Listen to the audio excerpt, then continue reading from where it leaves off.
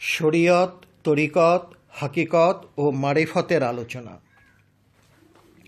এইবার আমরা এমন একজন অলির লেখা কেবলা, কাবা এবং হজের আসল রহস্যের বর্ণনার অনুবাদ করব, যার কথা শুনলে জাতি ধর্ম নির্বিশেষে সবাই মাথা নত করে নেবেন এবং মানতে অবশ্যই বাধ্য হতে হবে। কারণ এমন অলির কথা তারাই মানতে চাইবে না যারা মানুষের আকৃতিতে পশুরূপে মানব সমাজে বাস করছে। অবশ্য মানুষের সুরতে যারা পশু তাদেরও প্রয়োজন আছে, এবং তারা আছে বলেই তো মারিফতের গোপন কথা লেখার এত আয়োজন। সুতরাং এই লেখার প্রতিবাদ করতে গিয়ে নিজেকে ভুলেও মানুষের সুরতে পশু প্রমাণ করতে যাবেন না। যদি এমন কাজ করে ফেলেন তাহলেও আপনাকে সম্মান দেখানো হবে। সেই সম্মানটির নাম হবে ফার্স্ট ক্লাস জোকার। খেলার মাঠে দু একজন ড্রেস অ্যাজ ইউ লাইক মার্কা জোকার না থাকলে মাঠের মধ্যে হাসাহাসিটা তেমন জমে ওঠে না। সেই বিখ্যাত অলির লেখার অনুবাদ করব, যার নাম খাজা হাবিবুল্লাহ। হাজা হাবিবুল্লাহ মাতা ফি হুব্বুল্লাহ সুলতানুল হিন্দ আতায়ে রসুল খাজা গরিবে নওয়াজ সৈয়দ মাওলানা মঈনুদ্দিন হাসান চিশতি সঞ্জারি আল হুসাইনি আল হাসানি, যার মাজার শরীফের এতই ওজন যে একটিও নামে মুসলমান যদি না যায় তাতে কিছুই আসবে যাবে না। কারণ কোটি কোটি হিন্দুরা কীরকম ভক্তি সহকারে মাজারে আসে তা যারা নিজের চোখে একবার দেখেছে তারাই আমার কথার সত্যতা স্বীকার করে নেবে। চোখে না দেখলে খাজার মাজারের ওজন দূর হতে আন্দাজ করা মোটেই সম্ভব নয়। এই সেই খাজা বাবা, যাঁর উসিলাতে আজ ভারত, পাকিস্তান এবং বাংলাদেশের বুকে প্রায় 30 কোটি মুসলমানের অস্তিত্ব অবলোকন করি। এই সেই খাজা, যাঁর কাছে বড় বড় হিন্দু সাধকেরা মাথা নত করে নিজের ধর্ম ফেলে দিয়ে মুসলমান হয়েছেন। সাধক রাম সাধু, রাজীব সাধু, ত্রৈলোক্য সাধু এবং জয়পাল সাধুর মতো হাজার হাজার সাধকেরা নিজেদের ধর্ম ফেলে দিয়ে মুসলমান হয়েছেন। কথায় বলে, মানুষ তার দেশ ত্যাগ করতে পারে হাসি মুখে, কিন্তু নিজের ধর্ম পারে না ত্যাগ করতে। তার কিছুটা নমুনা দেখার ভাগ্য কি আপনার আমার হয়নি? কত বড় আধ্যাত্মিক শক্তির অধিকারী হলে লক্ষ লক্ষ হিন্দুরা খাজা বাবার কাছে গিয়ে মুসলমান হয়েছেন। আর আমার মতো আরবি ভাষা জানা মোল্লা অথবা পণ্ডিত যদি হিন্দু পট্টিতে 7 দিন 7 রাত ওয়াজ নসিহাত করি, তাহলেও একটি হিন্দুর পক্ষে মুসলমান হবার প্রশ্নটি না হয় বাদই দিলাম, এমনকি সেই ওয়াজ নসিহাত কেউ শুনবে কি? আপনার বিবেককে প্রশ্ন করে দেখুন তো। প্রত্যেক মানুষের সঙ্গে একটি করে শয়তান দেওয়া হয়েছে। সুতরাং সেই শয়তানটি যদি আপনার বিবেকের সিংহাসনে বহাল তবিয়তে বসে থাকে, তবে গোজামিলের একখানা উত্তর হয়তো পাওয়া যেতে পারে। কারণ হিসাবে বলতে চাই যে, যদি অধম লেখক রাজনীতি করা তো দূরে থাক, এর ধারে কাছেও নেই, তবু বলতে হচ্ছে যে কিছুদিন আগে বাংলাদেশের প্রেসিডেন্ট খাজা বাবার মাজারে মাত্র 10,000 মার্কিন ডলার দান করেছিলেন বলে কিছু সংখ্যক মানুষের স্রোতে পশুরা এর প্রতিবাদ করতে সামান্য লজ্জাবোধ করেনি। এই সামান্য টাকার প্রশ্নে নামে মুসলমান হয়ে যদি প্রতিবাদ করতে পারে, তাহলে হিন্দুস্থানের বড় বড় হিন্দু ধনীরা যে লাখ লাখ টাকা প্রতি বছর খরচ করছে সেটা একবার দেখে আসুন না। অবশ্য আপনারা দেখতে যাবেন না, কারণ প্রত্যেক মানুষের সঙ্গে যে একজন শয়তান দিয়ে দেওয়া হয়েছে, মহানবীর সেই বাণীর সার্থকতা তাহলে থাকে কোথায়? মকতুবাতে খাজা নামক বইটিতে খাজা বাবা কেবলা, কাবা এবং হজের আসল রূপটি কী তা চিঠির ভাষায় বর্ণনা করেছেন।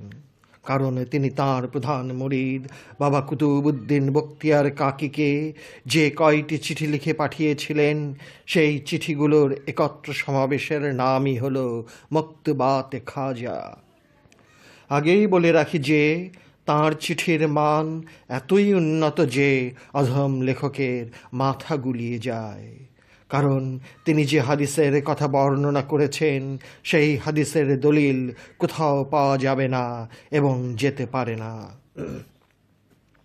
কারণ তিনি নিজেই সেই কথা বলতে গিয়ে তাঁর প্রধান মুরিদ বাবা কুতুবউদ্দিন বখতিয়ার কাকীকে বলেছেন যে তিনি চরম রহস্যময় রাজ্যের পর্দা উঠিয়ে দেখতে পেলেন যে মহানবী হজরত উমর ফারুককে উপদেশ দিচ্ছেন এই বলে যে, হে উমর, অবশ্যই ইহা জেনে রাখো যে মানুষের হৃদয়ই হল খানায়ে কাবা। মানুষের হৃদয় যেমন খানায়ে কাবা, তেমনি মমিনের হৃদয় হল আল্লাহর আরশ তথা বসবাসের স্থান, যাকে সিংহাসন বলা হয়। সুতরাং এই হৃদয় তথা দিল কাবার হজ করা প্রয়োজন। হজরত উমর জানতে চাইলেন, হে আল্লাহর রসুল, দিল কাবার হজ কেমন করে করতে হবে? মহানবী বললেন, মানুষের অস্তিত্ব চারটি দরজার মতো, আব, আতশ, খাক ও বাত, অর্থাৎ পানি, আগুন, মাটি এবং বাতাস। এই চারটি দরজা হতে সমস্ত সন্দেহ, অহংকার এবং বহু ইলার পর্দাকে সরিয়ে দিতে পারলে দিলের আয়নায় তথা হৃদয়ের মুকুরে আল্লাহর খাস জালুয়া তথা নূর প্রত্যক্ষ দেখতে পাবে। খানায়ে কাবার আসল হজ পালন করা ইহাই।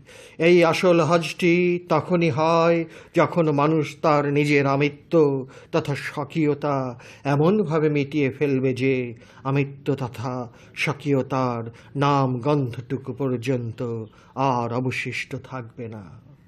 এমনকি তার বাহির এবং ভেতর একরকম পবিত্র হবে এবং দিল তথা হৃদয় আল্লাহর নূরে নূরময় হয়ে যাবে। হজরত উমর মহানবীকে আবার জিজ্ঞাসা করলেন, নিজের আমিত্ব তথা নিজের স্বকীয়তাকে কেমন করে নেস্ত তথা নাই করে দিতে হবে? মহানবী বললেন, মাহবুবের তথা আল্লাহর আশেক তথা প্রেমিক হতে পারলে নিজের আমিত্বকে তথা নিজের স্বকীয়তাকে ফানা করা তথা বিলীন করা সম্ভবপর হয়। যিনি মাহবুবের প্রেমিক হয়েছেন তিনি ফানাফিল্লা তথা নির্বাণ লাভ করতে পেরেছেন এবং তিনি তখন মাহবুবের খাস জাতের মজহার তথা প্রকাশক রূপে পরিগণিত হয়েছেন। আবার হজরত উমর মহানবীকে জিজ্ঞাসা করলেন, দিলকে তথা হৃদয়কে খানায়ে খোদা তথা আল্লাহর ঘর এবং আরশে ইলাহি কেন বলা হয়েছে? মহানবী বললেন, কোরআনে আল্লাহ বলেছেন, তিনি তোমাদের ভেতরেই আছেন, কিন্তু তোমরা তাকে দেখছো না। হে উমর, থাকবার জায়গাটিকেই ঘর বলা হয় এবং যেহেতু আল্লাহ দিলে তথা হৃদয়ে অবস্থান করেন, সেই হেতু দিলকে তথা আল্লাহর ঘর বা আরশাল্লাহ আখ্যা দেওয়া হয়। হজরত উমর পুনরায় মহানবীকে জিজ্ঞাসা করলেন, এই মাটির তৈরি দেহের ভেতর কে কথা বলে, কে কান দিয়ে শুনছে, কে চোখ দিয়ে দেখছে এবং কে সে যে সব কিছু অবগত হয়? আর সেই বা কে বা তার রূপই বা কেমন? মহানবী বললেন, এই মাটির তৈরি দেহে আর কেহ নয়, একমাত্র আল্লাহই কথা বলেন, আল্লাহই শ্রবণ করেন, আল্লাহই দেখেন এবং সকল বিষয়ের উপর তিনি জ্ঞান দানকারী তথা জ্ঞানদাতা। হজরত উমর আবার প্রশ্ন করলেন, এরকম খাস জাতের মজহার কি স্বয়ং মহানবী নন?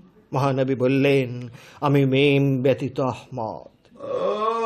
মহানবীকে পুনরায় হজরত উমর প্রশ্ন করলেন, দিল কাবার হজ কে করতে পারে? মহানবী বললেন, দিল কাবার হজ একমাত্র তিনিই করতে পারেন যিনি আল্লাহর জাতের মধ্যে ডুবে গেছেন। অর্থাৎ যখন সাধক নিজের আমিত্বের তথা স্বকীয়তার দেয়াল সরিয়ে দিতে পারে এবং সাধক আল্লাহর মাঝখানে আর কোনো প্রকার দেয়াল না থাকে, কেবল তখনই সে আল্লাহর গুণে গুণান্বিত হয়ে যায় এবং তার দিল তথা হৃদয় আল্লাহর খাস নূরে নূরময় হয়ে যায়। সাধকের দিলে তথা হৃদয়ে আল্লাহর জাত নূরের বিকাশ প্রকাশ হওয়াই দিল কাবার হজ এবং ইহাই আসল হজ তথা প্রকৃত হজ। মহানবীকে হযরত উমর প্রশ্ন করলেন, যখন সব কিছুই এক পবিত্র জাতের প্রকাশ বিকাশ, তাহলে এই পথ বা রাস্তা দেখানো কার জন্য এবং কেন? মহানবী বললেন, তিনি নিজেই পথ এবং প্রদর্শনকারীও তিনি। মহানবীকে আবার হযরত উমর প্রশ্ন করলেন, তবে এই দুনিয়াতে এত নানান রকম রং ও রূপের এবং গুণ ও গরিমার প্রকাশ কেন? মহানবী বললেন, পথ যিনি দেখান তাকে একজন ব্যবসায়ীর সঙ্গে তুলনা করা চলে। ব্যবসায়ীর কাছে যিনি যে জিনিসটি কিনতে চাইবেন, ব্যবসায়ী ঠিক সেই জিনিসটি তাকে দেবেন। গম যিনি কিনতে আসবেন তাকে ব্যবসায়ী গমই দেবেন। এর প্রধান কারণ হলো এই যে, যিনি গম কিনতে আসবেন তাকে জব এবং যিনি জব কিনতে আসবেন তাকে গম কখনোই কোনো ব্যবসায়ী দেবেন না। হে উমর, নবীদের তুলনা অনেকটা ডাক্তারদের মতো। ডাক্তারেরা যেমন রোগী এবং রোগের পরিচয় জানবার পর ঔষধ দেবার ব্যবস্থা করেন এবং তাতেই রোগী রোগমুক্ত হয়, সেরকম নবীরা মানুষের আত্মার রোগের পরিচয় জানবার পর মারিফতি ঔষধ প্রদান করেন, যার অশেষ কৃপায় মানব আত্মার রোগগুলো হতে সম্পূর্ণরূপে মুক্তি পেয়ে আল্লাহর রহস্য হতে পারে। হে উমর, ধর্মপথের যাত্রীদেরকে মোটামুটি 4টি বিভিন্ন ভাগে ভাগ করা যায়। জ্ঞান ও গুণের প্রশ্নে এই 4টি দলের মাঝে আকাশ পাতাল পার্থক্য পাওয়া যায়। প্রথম দলটির নাম হলো দলে ভর্তি হওয়া মুসলমান, যাকে আম মুসলমান বলা হয়। এই দলে ভর্তি হওয়া নামের মুসলমানদেরকে জাহের পরস্ত তথা প্রকাশ্য ইবাদতকারী বলা হয় এবং এরাই শরীয়তের প্রথম শ্রেণীতে অবস্থান করে। এই শ্রেণীতে অবস্থান করে যদি তারা মৃত্যুর নিকটবর্তী হয় এবং এই সিঁড়ি অতিক্রম করতে যদি চেষ্টা না করে, তাহলে তারা ধর্মের আসল উদ্দেশ্য হতে বঞ্চিত হবে। দ্বিতীয় দলটির নাম হল আওয়ামুল খাস। এই দলটির বিশেষত্ব হলো যে এরা একদিকে যেমন সাধারণ, আবার অন্যদিকে কিছুটা অসাধারণের গন্ধ পাওয়া যায়। এই দলটি রহস্য লোকের জ্ঞানের প্রতি কিছুটা আকৃষ্ট বটে, কিন্তু নিজেকে কেমন করে চিনতে হবে সেই জ্ঞান হতে বঞ্চিত তথা রমুজে রুহানিয়াত বিষয়টিতে অজ্ঞ। এরাই আহলে তরিকত বলে পরিচিত তথা পরিচয়ের পথে অবস্থান করে। তৃতীয় দলে যারা আছে তারা হলো খাস তথা আসল। এরা কেবল একমাত্র দিনের মধ্যে বাস করে এবং এরা নিজেদের আপন পরিচয় জানতে পেরেছে। এদেরকেই বলা হয় আহলে হাকিকত তথা সত্যের রাজ্যে বাস করছে।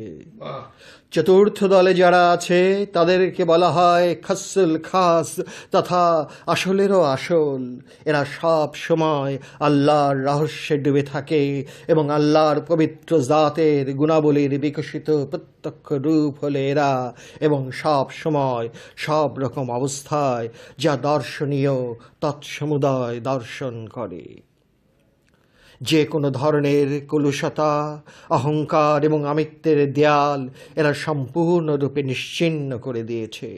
দুধের ভেতর চিনি মিশালে যেমন চিনির আলাদা পরিচয় জানার আর অবকাশ থাকে না, তেমনি এরা আল্লাহর জাতের ভেতর ডুবে গিয়ে নিজের আমিত্বকে ফানা করে তথা নির্বাণ করে দিয়ে বাকা বিল্লাহতে তথা চিরস্থায়িত্বের মধ্যে অবস্থান করে। এরকম বাকা বিল্লার লোকেরাই আহলে মারেফত তথা মারেফতের মধ্যে বাস করে। হে উমর, হেদায়েতের তথা দীক্ষা দেওয়া এবং রাহনামাই তথা পথ প্রদর্শন তালেবের তথা পথসন্ধানের যোগ্যতা বিচার করা হয়। আসরার এলাহি তথা আল্লাহর গুপ্ত রহস্যের মহান নিয়ামত সাধারণ মানুষকে দান করা যায় না। সাধারণ মানুষকে এরকম নিয়ামতে উজমা দান করলে ইহার অবমূল্যায়ন এবং অপব্যবহার হবার সম্ভাবনা থাকে, কারণ সাধারণ মানুষ এই বিরাট নিয়ামতের গুরু দায়িত্ব বহন করতে পারবে না এবং অবশেষে রাহে গুমরাহিতে তথা ভুল পথে এগিয়ে যাবে। হযরত উমর আবার মহানবীকে জিজ্ঞাসা করলেন, আল্লাহর জাত কি এবং আর সমস্ত বস্তুই বা কি? মহানবী বললেন, সমস্ত বস্তুই আল্লাহর মজহাব তথা প্রকাশ স্থল। যদিও প্রকাশের ধারাতে অনেক রকম, কিন্তু হাকিকতে তথা আসলে সমস্ত কিছুই এক। কিছু মানুষকে সমস্ত সৃষ্টির ওপর কর্তৃত্ব করার ক্ষমতা আল্লাহ দান করেছেন, কারণ মানুষকেই আল্লাহর নিজের সুরতে তথা চেহারায় তৈরি করেছেন। হে ওমর, ইসলামের প্রধান উদ্দেশ্য হল মুমিন রূপে পরিগণিত হওয়া। ইহার আসল পরিচয় সম্বন্ধে বিস্তারিত ব্যাখ্যা তোমাকে জানালাম। বর্তমান অবস্থায় তোমার পক্ষে ইহাই যথেষ্ট। যখন তুমি এর চেয়ে আরও বেশি অগ্রসর হবে এবং কামালিয়াতের তথা সিদ্ধির শেষ পর্যায়ে উপনীত হবে, তখন কেবল তোমার ভেতরই তোমার সব রকম গুণাবলী এবং গোপন রহস্যের যাবতীয় প্রকাশ ও বিকাশ তোমার ভেতরই মওজুদ দেখতে পাবে। তারপর মহানবী শেষ উপদেশটি দিলেন যে যে নিজেকে চিনতে পেরেছে সে তার রবকে চিনতে পেরেছে। বাবা কুতুবউদ্দিন এই সকল আদেশ উপদেশ যা মহানবী হযরত উমরকে দিয়েছেন তা আজ পর্যন্ত রহস্যলোকের পর্দার ভেতর ছিল তথা রাজ মুখফির পুশিদাতে ছিল।